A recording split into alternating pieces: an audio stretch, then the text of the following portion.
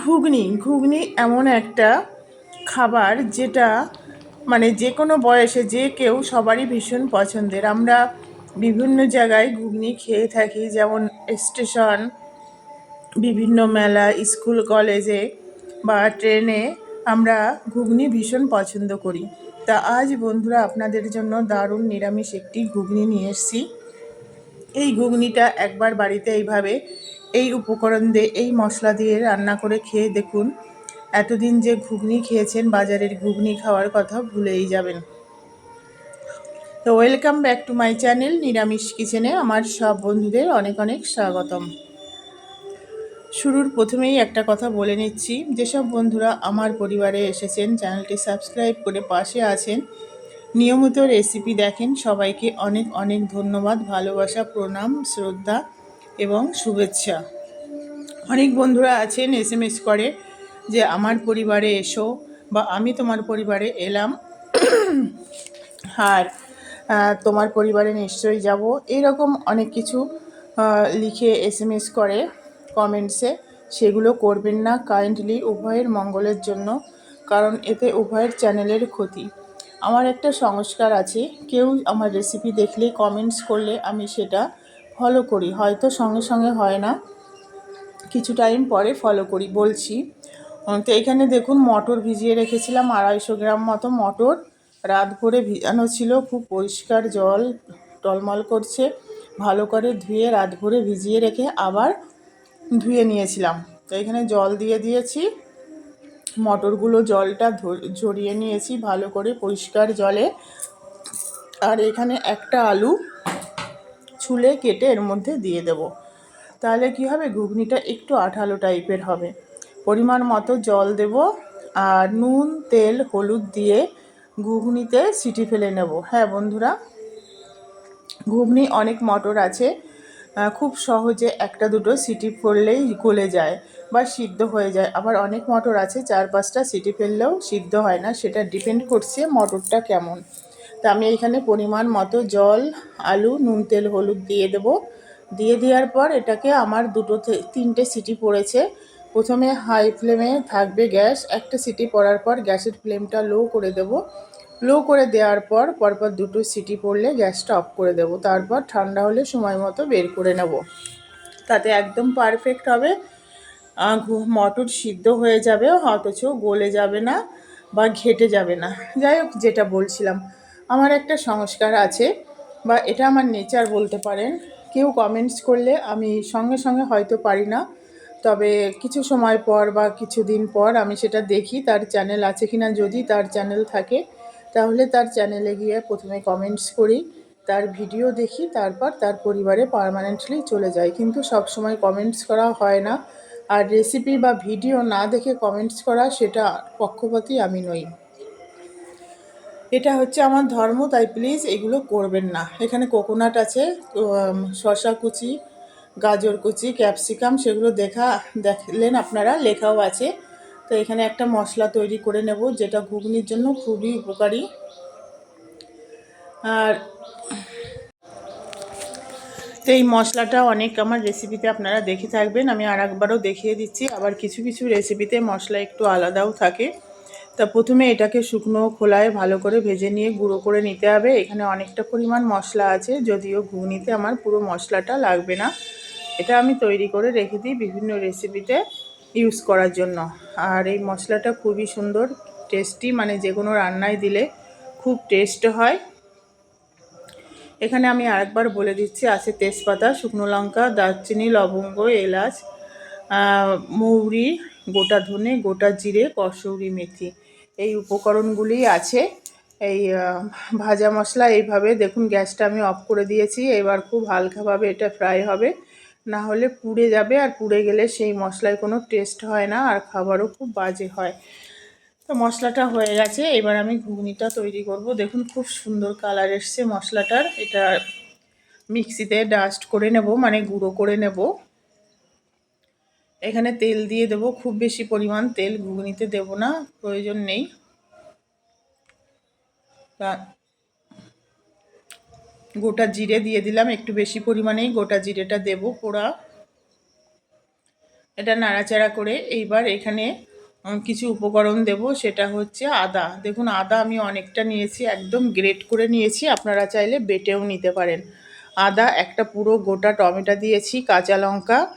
আদাটা একটু বেশি পরিমাণে দিতে হবে, কাঁচা আর কোনো মশলা দেব না। এই আদাটা একদম ঝিরিঝিরি করে গ্রেট করে নিয়েছি গ্রেটার দিয়ে, যেটা মুখে পড়লে দারুণ লাগে। আর খেয়াল রাখতে হবে আদাটা যাতে পুড়ে না যায়। এখানে পরিমাণ মতো নুন দিয়ে দেব। সিদ্ধর সময়, মটর সিদ্ধর সময় নুন একটু দিয়েছিলাম, সেই বুঝে নুনটা দিতে হবে। হলুদ গুঁড়ো দিয়ে দেব পরিমাণ মতো। আর এখানে নারকেল কোড়াটা কিন্তু মাস্ট। আপনারা নারকেল কোড়া না দিলে মানে নারকেল ঝিরিঝিরি করে কেটেও দিতে পারেন, কারণ বাইরে স্টেশনে যে ঘুগনিটা আমরা খাই সেটায় গোটা নারকেলের মানে চির করে পিচ করে দেওয়া থাকে। আর আমি এখানে ভেজে কুড়ানো নারকেল ভেজে দিলাম, তাতে ঘুগনির টেস্ট অন্যরকম হয়। আর মটরগুলো দেখুন একদম সিদ্ধ হয়ে গেছে, কিন্তু একটাও গলে যায়নি আর ঘ্যাটা ঘ্যাটা হয়ে যায়নি, পুরো গোটা আছে। এই মটরগুলোই কিন্তু খেতে অসাধারণ টেস্ট হয়।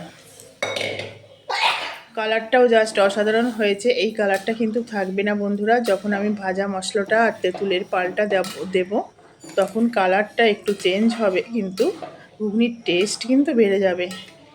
তা যাই হোক, আজকের এই নিরামিষ ঘুগনি আপনাদের কেমন লাগলো অবশ্যই দেখে কমেন্টস করবেন, না দেখে কমেন্টস করবেন না, সেটা আমার রিকোয়েস্ট। এটা তেঁতুলের পাল পরিমাণ মতো দিয়ে দিলাম, অনেকটা তেঁতুল ভিজিয়ে আমি ওটা জলটা ফেলে দিয়ে ভিজিয়ে রেখেছিলাম, তারপরে ছেঁকে তেঁতুলের পালটা দিয়ে দিলাম। দেখুন তেঁতুলের পাল দিয়ে বলতে বলতে আমার মুখে জল চলে এলো।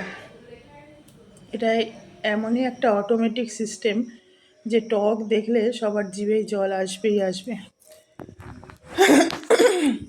তো ভাজা মশলার কালারটা দেখলেন কত সুন্দর হয়েছে। আর এবার আমি ভাজা মশলাটা দেব পরিমাণ মতো। ঘুগনিটা ফুটছে, আর এটা হাই ফ্লেমেই কিন্তু ফোটাতে হবে। যে ঝোলটা দেখছেন ঘুগনির, এটা টেনে যাবে, একদম কাদা কাদা হয়ে যাবে। হ্যাঁ, এটা থাকবে না, একটু তো ফোটাতেই হবে। আর মটরগুলো দেখুন একদম গোটা রয়েছে, বাট সিদ্ধ হয়ে গেছে। এবার পরিমাণ মতো মশলা দিয়ে দেব, ভাজা মশলা 1 টিস্পুন দিয়ে দেব। বেশি দিলে আবার মানে টেস্ট বাজে হয়ে যাবে।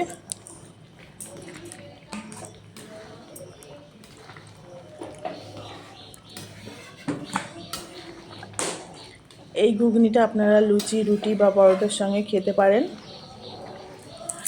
বা শুধু তো ভালো লাগবেই। আর এখানে দেব কসুরি কারি পাতা, শুকানো কারি পাতা, যেটা আমার সবসময় থাকে ঘরে। কাঁচা কারি পাতা ধুয়ে রোদে শুকিয়ে আমি গুঁড়ো করে রাখি, তাতে ফ্লেভারটা ভালো আসে আর খেতেও ভালো হয়। আর ধনে পাতা যেহেতু নেই, আমি ধনে পাতা দিইনি, ধনে পাতার বদলে কারি পাতাটা দিলাম। আর ধনে পাতা যেহেতু বর্ষাকাল সবসময় ঘরে থাকেও না। তো ঘুগনিটা দেখুন আমার রেডি হয়ে গেছে। এবার আমি এটাকে গ্যাস অফ করে আধা ঘন্টা মতো কড়াইটা ধরে রেখে দেব। তার মধ্যে ঘুগনির অনেকটাই খাওয়া হয়ে গেছে বন্ধুরা। দেখুন মানে হাফটা প্রায় খাওয়া হয়ে গেছে, আমি বাকিটা আপনাদের দেখাচ্ছি। মানে এত সুন্দর ফ্লেভার আর এত টেস্টি হয়েছে, কড়াই থেকে মানে গ্যাস থেকে নামাতে নামাতেই ফুরিয়ে গেছে। তা আপনারাও এইভাবে বাড়িতে ঘুগনি তৈরি করুন, নিজেরা খান, সবাইকে খাওয়ান, দেখবেন বাইরের ঘুগনি খাওয়ার কথা ভুলেই যাবে। তা এইভাবে আমি কাচের বাটিতে সার্ভ করব সবাইকে। আবার কাচের বাটিতে দিয়ে দিলাম। এর মধ্যে কিছু স্যালাড অ্যাড করব, যেটা ঘুগনির সঙ্গে খুবই টেস্টি লাগে। আর আপনাদের কাছে যদি নারকেল মানে চেরা, যেগুলি আমরা স্টেশনের ঘুগনিগুলোতে পাই লম্বা লম্বা বা ট্রেনের ভিতর, সেই নারকেলগুলো দিতে পারেন। আমি আর দেবো না, কারণ আমি মানে ভাজা নারকেল, কুড়ানো নারকেল ভেজে ঘুগনিতে দিয়ে দিয়েছি। কিছু স্যালাড অ্যাড করব। যেসব বন্ধুরা নতুন, আমার রেসিপি আপনাদের চোখে পড়বে, যদি ভালো লাগে তাহলে অবশ্যই পাশে থাকা বেল আইকনটি প্রেস করে অল নোটিফিকেশান অন করে রাখবেন, যাতে নতুন নতুন রেসিপি আপলোড হলে সবার আগে আপনার কাছে নোটিফিকেশান যায়। এখানে আছে শসা, গাজর, কাঁচা লঙ্কা কুচি, টমেটো কুচি, আর আছে গন্ধরাজ লেবু। এইগুলি কিন্তু ঘুগনির উপরে দিয়ে দেব। দিয়ে সার্ভ করব। আর পাতি লেবুর থেকে যদি গন্ধরাজ লেবু ঘুগনিতে দেন, সেটার টেস্ট আরও দ্বিগুণ বাড়িয়ে দেবে।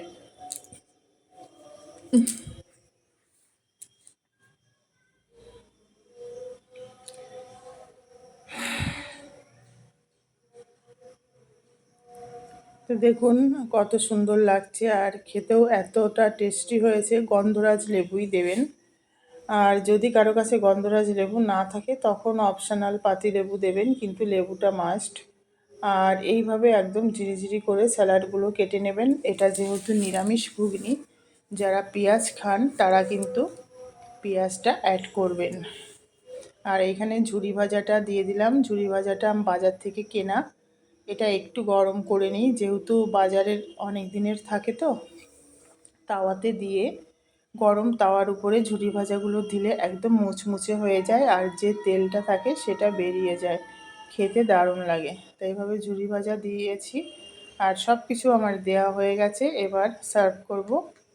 তা আজকের এই ঘুগনির রেসিপিটা কেমন লাগলো অবশ্যই কমেন্টস করে জানাবেন। আপনারা কমেন্টস করলে আমিও মোটিভেটেড হব আরও নতুন নতুন রেসিপি আপনাদের জন্য নিয়ে আসার। সবাই খুব ভালো থাকবেন, সুস্থ থাকবেন, সুরক্ষিত থাকবেন, নিরামিষ কিচেনের পাশে থাকবেন। কোনো রেসিপি দেখার হলে সেগুলো নিশ্চয়ই কমেন্টস করে জানাবেন। ভুল হলে কমেন্টস করবেন, ভুলটা নিজেকে শুধরে নেব। নতুন রেসিপি আবার আসবে আপনাদের জন্য, সবাই ওয়েট করুন আর দেখতে থাকুন নিরামিষ কিচেনের নিরামিষ রেসিপি। আর এইভাবে ঘুগনি রান্না করে সবাই খান, দেখবেন খুবই টেস্টি লাগবে, মজা লাগবে। বাড়ির জিনিস খাওয়ার স্বাদই কিন্তু আলাদা। বাড়ির জিনিসে যে স্বাদ পাওয়া যায় বাইরের খাবারে কখনো সেই স্বাদ থাকে না।